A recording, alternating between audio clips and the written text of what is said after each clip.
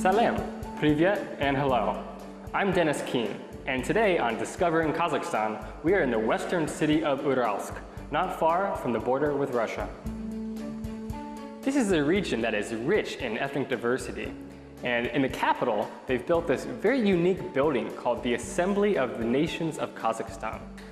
Here, 17 different ethnic groups have offices and museums where they showcase their ethnic cultures.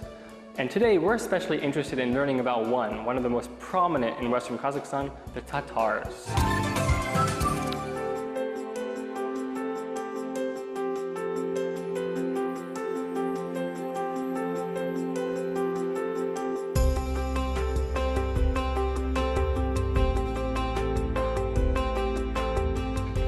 The center of Tatar cultural life in the city of Uralsk is the Gabdullah Tokay Museum and the neighboring Tatar Cultural Center, or what they call the Tatar House.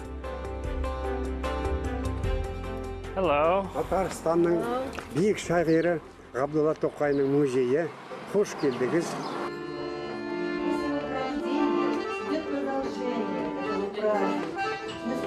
Well, I couldn't have asked for a better greeting to the Tatar house in Uralsk. I was immediately greeted by a lovely older couple who took me here and sat me down in front of this lovely feast. And it turns out that I'm actually here at a very special event. It's called Raknet Shaye. Every year around the spring or summer, the Tatars hold an event called Sabantuy. It's one of the biggest holidays of the year where they celebrate the beginning of the farm work season. And in order to show their appreciation for all the work that the older generation gave to this event, they sit everybody down, pour some tea, tell stories, play music, and show their appreciation for each other. So I'm very excited to see how this is all going to go down. Now, of course, one of the joys of learning about a new culture is also learning about its food. And they've presented us with this very great feast here. I can tell you about some of the items that they've told me about. For example, here they have these different kinds of pastries. This one they call 3 corners because it's got 3 corners on it. It's filled with meat. They've got a big meat pie, more fried pastries full of meat. So lots of bread and meat. It's a very rich cuisine. Here they have a traditional Tatar sweet they call chak-chak. That's made with honey, sticking it all together, almost like what we have in America as the Rice Krispies treat. And then we have these fried little pieces of dough that they call tails. Yeah. And then here, one kind of cake with this, it's almost like a Tatar cheesecake using this Russian Tatar kind of cheese called tvorog. All looks very tasty. I can't wait to try it all out. The folks at the Tatar Center must have seen I was hungry because they even agreed to show me how to make my very own Tatar pastries.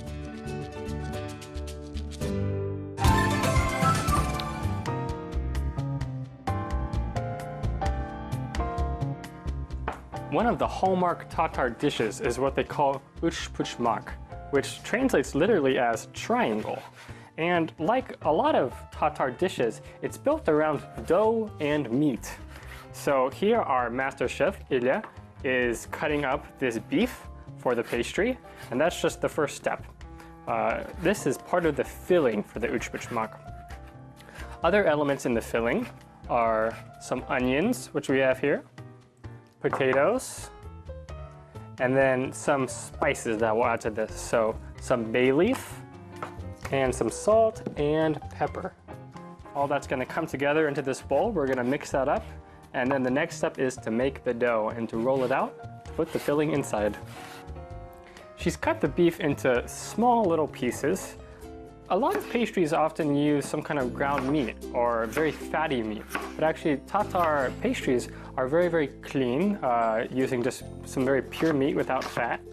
Just as she's cut the meat up into small pieces, she's also cutting the potatoes up into these little cubes, and this is all going to go together to be baked together in the oven. Like a lot of good chefs, I noticed that Ilya doesn't use any measurements or weights to find the perfect measurement, but actually she just eyeballs it, and she knows exactly the right ratios to use between the meat and the potatoes and the onions to achieve that perfect flavor. The next stage is to take our dough and to roll it out and start making these pastries into their necessary shapes.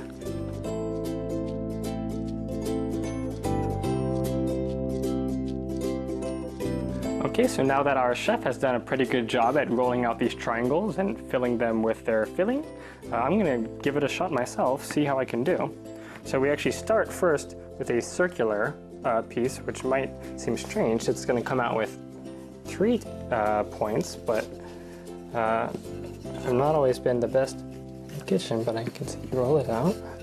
Okay, so now it's ready for us to put some of our filling in here. So we take a real handful like this, put that in the middle. A little bit more. Okay. Now here's the tricky part. Now once you have it in the middle, you have to take one side, put it over on the other side. Okay, then we pinch it all together. But you notice one important thing is that she keeps a little hole open there in the middle. So that's when it's baking, they periodically take it out and use that hole to fill the pastry up with some of this broth that keeps the meat real moist while it's cooking in there because it doesn't have a lot of fat. But they'll fill it in there and it makes sure that the uchpuchmak is super tasty when it's done.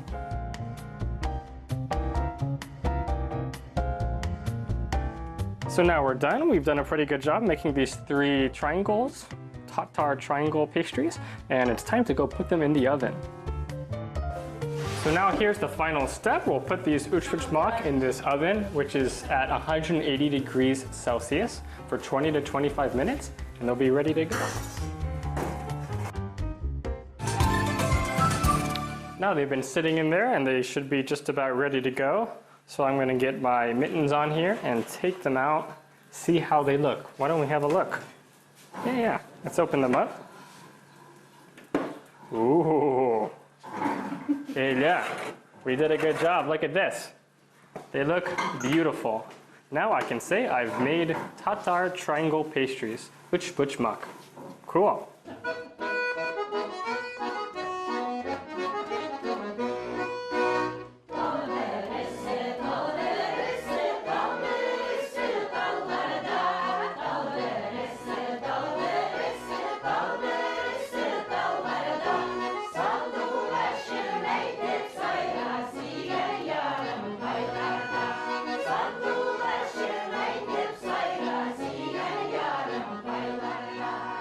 Back at the feast, I could enjoy these Tatar pastries in the most amazing company. I was surrounded by a people with a zest for life that caught me off guard, and as they would break into the most ebullient songs, I could only watch and grin. These grannies sure could sing.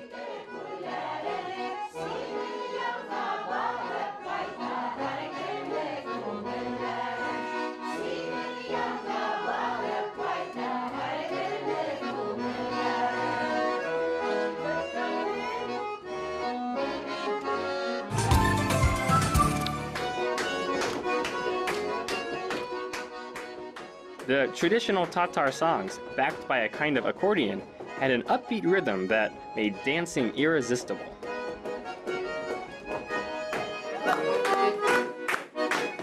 So what a lovely story. I actually found out that this couple here, they were both widowed and they lived alone for some years, and they found love here at the Tatar Culture Center. They actually met here.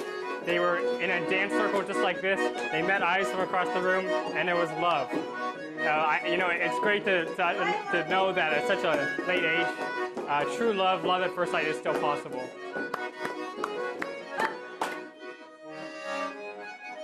Wow. So what a beautiful Tatar tradition. They say that a guest should never leave empty-handed from some kind of fun event like this. So they're actually giving this beautiful gift bag. Thank you very much. Wow, thank you. Gabdullah Tukay is considered the father of modern Tatar poetry and literature. And though he was born and died over the border in Russia, he spent 12 of his most formative years here in Uralsk. In one of his former homes, there's now a museum dedicated to his life and work.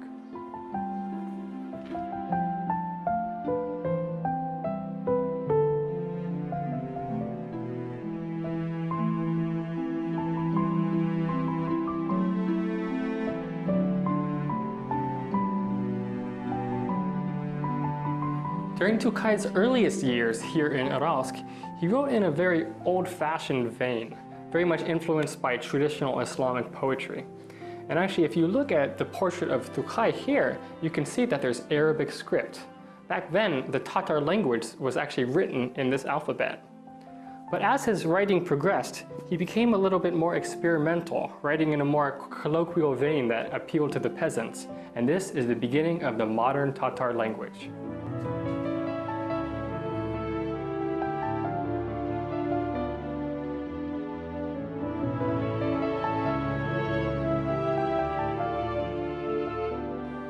For those who don't know much about Tukhai, they might want to start in this special corner of the museum where we can see some items from 19th century Tatar life.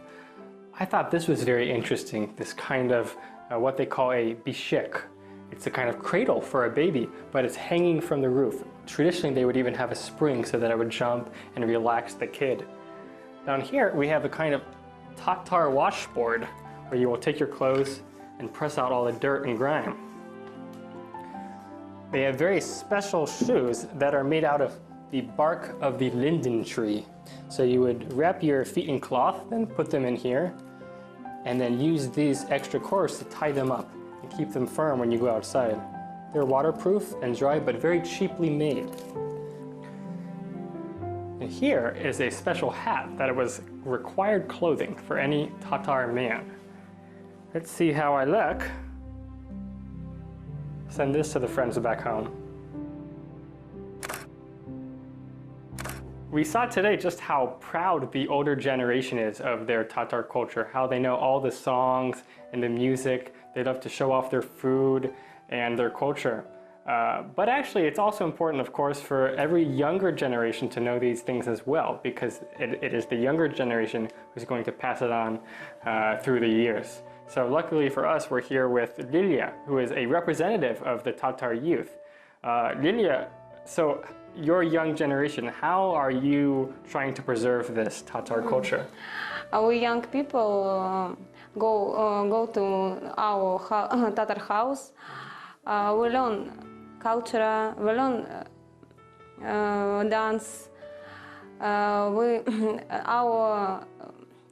old generation study with us culture, old dance tradition. We preserve our culture, our tradition.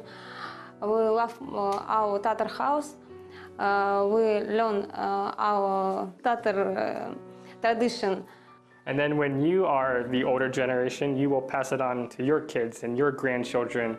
And I see that this Tatar heritage will continue to survive, so that's very important. Not far from the Tukhai Museum is an architectural monument of the city of Uralsk called the Red Mosque. Built in the 1870s, it would have been a meeting place for Tukhai and his Tatar brethren. These days, it's striking for its architecture. Though it's a mosque, it doesn't quite look like your average mosque. It's made of brick. It has plaster neoclassical pilasters running along the sides. Its single minaret is 8-sided. But this tells me something about its location, that we're here between Europe and Asia, in Uralsk, a place between East and West.